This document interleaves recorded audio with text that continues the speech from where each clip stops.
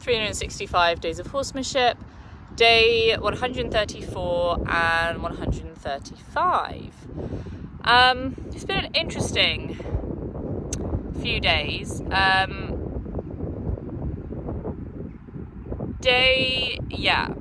had a challenging situation to deal with this week. Lots of negative emotions, anxiety, stress, anger, frustration, sadness, all the biggies. And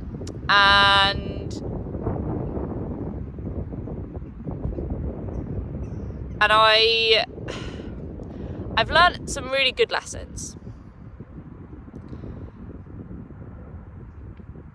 And the horses have been very valuable in that. And I think I've learned some great lessons from the horses this week for myself and also, within my horsemanship.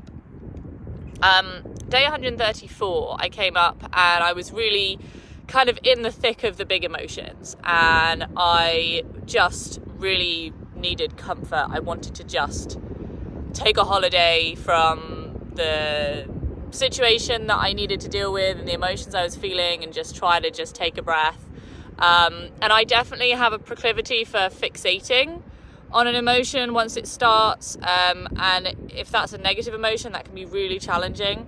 I definitely, once I start on a thought, I have lots of thoughts all the time. I'm a real I guess overthinker, but it's really more than that. It's I just have 1,000 thoughts all the time. But then if I have a big thought, it sort of squashes all the other thoughts. And then because I have so much space for thinking, it encompasses, this one thought, this one situation encompasses my entire brain. And I can find it very difficult to change focus. In the same way, I think, as, with horses, you see a horse that's stuck in self-focus. And actually, I remember in the New Forest, and I think that Amanda won't mind me talking about this. Amanda, who runs Tarfield Equestrian, has this really amazing horse. I think he was called Panda, but I might be wrong. But he's a really beautiful horse anyway. I can remember his face. And he spends a lot of time thinking. He's very concerned, very focused on the environment. He finds it very overwhelming. And he gets sort of stuck in that thought. And a lot of the work that Amanda was doing with Elsa was around helping him to change his focus. And I definitely could see that in myself objectively from the outside, that as soon as I was presented with this challenging scenario, that I was just fixated on the negative emotions that were coming along with it, and I was unable to change my focus to anything else. And I came up to the horses the first day with this really conscious decision to try to put it out of my mind, to try my absolute hardest to put it away from my mind. I was somewhat successful. By putting it out of my mind, I had to sort of try to fulfill my needs, which was difficult because I needed to feel comfortable, safe, loved, appreciated, all of those feelings that are the opposite of how I was feeling. And I went to Lawrence first. And I think in the past, I could have relied upon his sort of disinterested presence as being quite comforting, because he would have every now and again looked up and checked in. He didn't really feel that he had too much that he needed from me for his own needs. It didn't really quite work out that way, but I think it was really valuable anyway. I came up and he's like, great, scratch machine's here. I'm like, well, yeah, not really today. I don't have anything in me to give to other people today. I really need to take care of my own needs. And so, of course, I start walking, because it's not the behaviors that he's offering and the way that he's asking and his decisions are not something that I feel I can flow with. So I'm doing a lot of walking, and I can see that he's getting sort of confused, and he's sort of curious, but it's just on the edge of concern about the fact that I'm not just coming and giving him the scratches. And this went on for quite some time. And during this time, I really realised just how stuck in that focus he had become, that I have come in and I've sort of trained him to be self-focused about scratches. And that's okay, you know, it's sort of, in a lot of ways, like, it's not, you know, where I want to be long term, but it's sort of weirdly rewarding to feel like I've trained him to do something through freedom-based training. It's sort of really exciting to feel like that his behavior has changed as a result of the decisions that I've been making. I haven't needed any. I think there'll be quite a lot of yawning during this one because I'm doing quite a lot of processing at the moment. And I think there's quite a lot of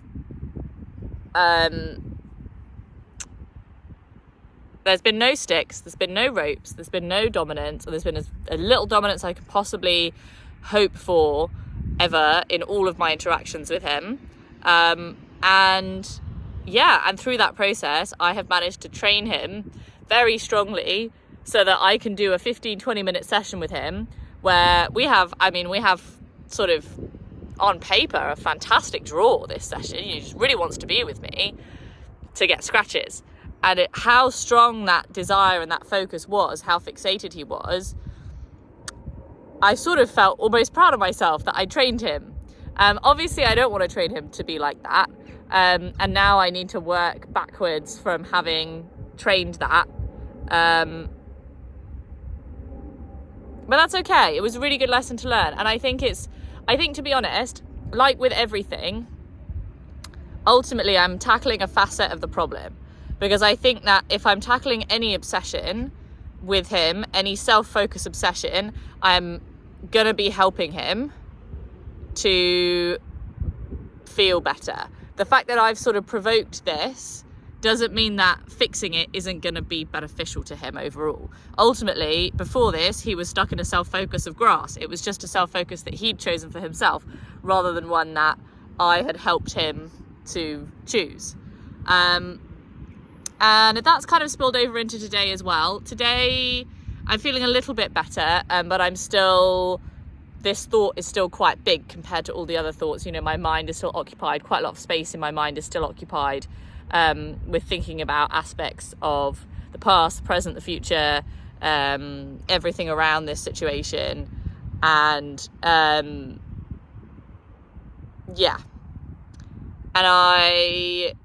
but I felt a little better. I definitely had one of those days where I didn't really want to come because of mental health, and I'm really happy I did, like I am every time these days.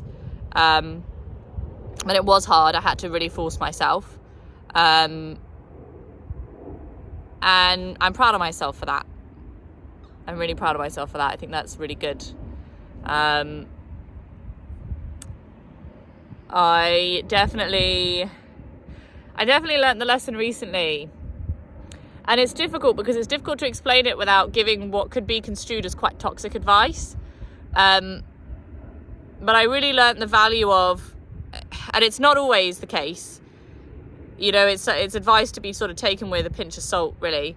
But for me, for where I am and the way I deal with things, I think I've really learned the lesson recently that sometimes the path back to things being okay is to start pretending that they're okay and to start acting like it. And it's okay to still say things are not okay and I am pretending and I am trying to act the way I would be acting if things were okay. It's okay to, you know, you don't have to lie to yourself, but just I think to give myself that permission to continue my self-care, to not let this obstacle trip me over, you know, to say, well, yeah, this difficult thing happened and I'm having to deal with it and it's causing me a lot of stress and etc. But I can still get up in the morning, do my morning routine, do my skincare, take care of myself, eat breakfast, come to see the horses, work on my posture, do all these things that were fulfilling me, that were making me happy throughout my day. I can still find the energy to do those things because those things give me energy. And I don't need to say, oh, well, I can't do those right now because I'm so stressed. I don't need to say that. I can just keep doing them and that's okay. And for me, I think I need that sort of feeling that it's like I'm playing a game just for a little bit, just to help myself to get back. And actually, you know, these last 24 hours, it's really helped me to just, I think, change focus. I think it's about giving yourself permission to change your focus from a negative mindset about something. Yeah, it's been good. I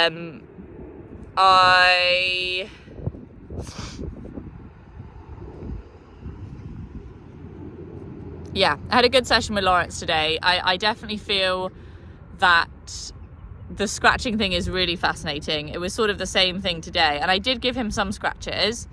I think it's now about, because if I start withholding the scratches, then that sort of becomes dominant. If I know that he wants them and I don't give them to him, then that's an element of dominance. But if I am behaving passively, then that's okay. And I think maybe that's where I need to sit. I just need to sit more in the passive spectrum, because I think it's about, I want to be able to scratch him, but I also want it to be positive. So it's just, I'm just going to keep playing with it. I'm going to keep experimenting. I got this far, I'm going to keep going. It felt good today, felt okay. It was never going to be the best session in the world with him today. It was never going to be the best session in the world with either of them today, but I was happy with things. I felt that I continued to work towards facilitating him being more polite and less concerned about scratching. When I had come up on day 134 with Mia, she was much more what I needed, just to be with her. She said hello to me, I gave her quick scratches, and then she was eating. And that was nice. And to be honest, it was nice for both of them. It was nice with Lawrence because he did a lot of walking. Walking's very good for anxiety. Movement's just very good for the hormones that you get when you're anxious. And then to go and stand with Mia and just be in self-focus and try to do some meditation and deep breaths and all of that stuff is really good. With Mia today, I definitely learnt some good lessons for myself and for my horsemanship, because my stress levels are higher. I found myself getting frustrated and getting more dominant more quickly, having less empathy, sympathy, patience, being more, I think maybe the word is like vengeful. And I think that this is something that is often seen and can feel very justified at the time, where it's like, if your horse pulls you, you want to pull them back, or like, you know, you sort of like, it's like a match and mirror, but like in a negative way. And I definitely felt that today, that I was less patient than I had been. And it was nice to notice, I think it was nice to notice that knowing objectively that that's because I'm stressed, and also knowing objectively that the best course of action is kindness and patience and taking the high road and being a good example. And that was sort of helpful, not only for my horsemanship, to really like push me when I'm in those stressful mindsets, because we're not always going to feel like we're on top of the world. That's not how life works. You're not always going to feel like that every day. You're going to be stressed, you're going to be overwhelmed, you're going to be tired, you're going to be anxious. It's all just part of life. And how you deal with the horses on those days is in some ways the most important, because if you can manage your emotions on those days and you can maintain a really positive attitude and good leadership on those days, then that gives you even more space to build. You're not building yourself any debt of poor relationship decisions or situations that you got yourself into. in those bad times. You don't then have to heal those on your good days. You can just push on, you know. And so that was good, and it was nice to feel like that I